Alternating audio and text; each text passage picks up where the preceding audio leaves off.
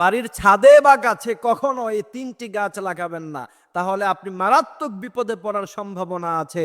এবং জিন জাতি সবচেয়ে বেশি এই গাছগুলির মধ্যে বসে এবং সেখান থেকে আপনাকে আক্রমণ করতে পারে। এই জিনকে আপনাকে বিশ্বাস করতে হবে। মডার্ন সোসাইটিতে এসে অনেকে বিজ্ঞানের কথায় জিনকে অস্বীকার করে। মনে রাখতে হবে, জিনের কথা স্বয়ং আল্লাহ পাক কোরআন আল কারীমের মধ্যে বলেছেন, ওমা খালাকতুল জিন্না ওয়াল ইনসা ইল্লা লিয়াবুদুন। এরপরে জিনের কথা এসেছে কোরআন আল কারীমের আরেক জায়গায়, কুল উহিয়া ইলাইয়া আন্নাহু ইসতামাআ নাফারুম মিনাল জিন্নি ফাকালু ইন্না সামি'না কুরআনান আজাবা। বিশ্বনবী কোরআন তেলাওয়াত করছেন, জিনেরা পাশ থেকে শুনে বলছে, ইন্না সামি'না কুরআনান আজাবা, কত সুন্দর কোরআন তেলাওয়াত শুনলাম, জীবনে আর কখনো শুনি নাই। এরপরে এই জিন জাতি তারা লা ইলাহা ইল্লাল্লাহ মুহাম্মাদুর রাসূলুল্লাহ পরে মুসলমান হয়েছে। সুতরাং মানুষদের মধ্যে যেমন ভালো মানুষ আছে, আবার খারাপ মানুষও আছে। জিনদের মধ্যে এমন ভালো জিনও আছে, আবার খারাপ জিনও আছে। কিন্তু সাধারণত বিভিন্ন কিতাবাদের মধ্যে পেয়েছি যে জিনেরা সাধারণত এই তিন ধরনের গাছের মধ্যে সবচেয়ে বেশি বসে। আর আমাদের কাছে অনেক ফোন আসে যে হুজুর আমার বাচ্চার এই সমস্যা, ছোট বাচ্চার এই সমস্যা, অনেক ডাক্তার দেখিয়েছি কিন্তু কোনো লাভ হয় না। তাহলে বুঝতে হবে যে জিনের কিন্তু একটা প্রভাব আছে, জিনের আক্রমণ আছে। জিনের আক্রমণ থেকে বাঁচাতে অবশ্যই আপনাকে এগুলি বেঁচে বেঁচে থাকতে হবে। প্রথম নাম্বার হচ্ছে তেঁতুল গাছ। যারা জিন নিয়ে গবেষণা করছে এরা বলছে যে তেঁতুল গাছ হচ্ছে জিনেদের সবচেয়ে বেশি প্রিয়।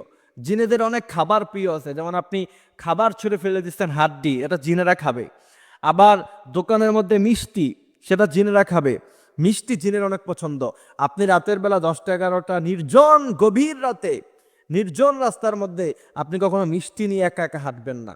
যদি আপনার একান্ত যেতে হয়, অবশ্যই আয়াতুল কুরসি পড়ে, তারপর বিভিন্ন সূরা টুরা পড়ে ফু দিয়ে তারপর সেই মিষ্টি নিয়ে আপনাকে যেতে হবে। বুঝতে পারছেন?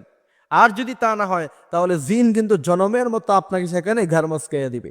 এই জন্য অবশ্যই প্রিয় ভাইরা আমার, এগুলি খেয়াল রাখতে হবে। প্রথম নাম্বার হচ্ছে যারা জিন বিশেষজ্ঞ, জিন নিয়ে যারা গবেষণা করছে তারা বলছে যে তেঁতুল গাছের মধ্যে জিন সবচেয়ে বেশি বসে। দ্বিতীয় নাম্বার হচ্ছে বট গাছ। বাসার ছাদে ছোট ছোট তেঁতুল গাছ লাগায় অনেকে, এটা করবেন না। মাগরিবের পরে ছোট বাচ্চারা আপনার ছাদের উপরে ওঠে, সেখান থেকে আক্রমণ হতে পারে, জিন কেন্দ্রিক আক্রমণ হতে পারে।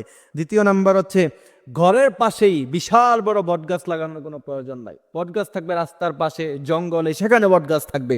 এই সমস্ত বটগাছগুলির মধ্যে জিন বসার সম্ভাবনা বেশি। তৃতীয় নম্বর হচ্ছে তাল গাছ। এগুলি বাসার পাশে প্রয়োজন নাই, দূরে কোথাও লাগান, ঘরের আঙ্গিনার বাহিরে লাগান। আপনি ঘরের পাশে আপনি আম গাছ লাগাতে পারেন, তারপর হচ্ছে আপনি পেয়ারা গাছ লাগাতে পারেন, আঙ্গুর ফলের গাছ লাগাতে পারেন, কমলা গাছ লাগাতে পারেন, কোনো সমস্যা নাই। কিন্তু এই জাতীয় গাছগুলি লাগানোর ব্যাপারে অবশ্যই একটু সতর্ক আমাদেরকে থাকতে হবে, যেহেতু সারা দেশে এখন অনেক সমস্যা হচ্ছে। ছোট ছোট ছেলে মেয়েরা, বাচ্চা মেয়েদের অনেক সমস্যা হচ্ছে, কবিরাজ ডাক্তার দেখি কোনো লাভ হচ্ছে না। সেজন্য তাদেরকে সতর্ক করা এবং এই জিন, দুষ্ট জিন থেকে আল্লাহ পাক আমাদেরকে যেন হেফাজত করে, সেই ব্যাপারে সতর্ক থাকতে হবে। আর জিন থেকে বাঁচার জন্য, দুষ্ট জিন থেকে বাঁচার জন্য অবশ্যই ফজরের পরে 4 কোল, মাগরিবের পরে 4 কোল মাস্ট বি আপনি পড়বেন, আপনার সন্তানদেরকে পড়াবেন। তারপরে মাঝে মধ্যে ঘরের মধ্যে সূরাতুল বাকারা তেলাওয়াত করলে জিনের অনিষ্টতা থেকে দূর হওয়া যায়। সূরাতুল বাকারা ঘরের মধ্যে প্রায় তেলাওয়াত করবেন। আল্লাহ পাক আমাদেরকে এই কথাগুলি বোঝার, মানার তৌফিক দান করুক। আমিন।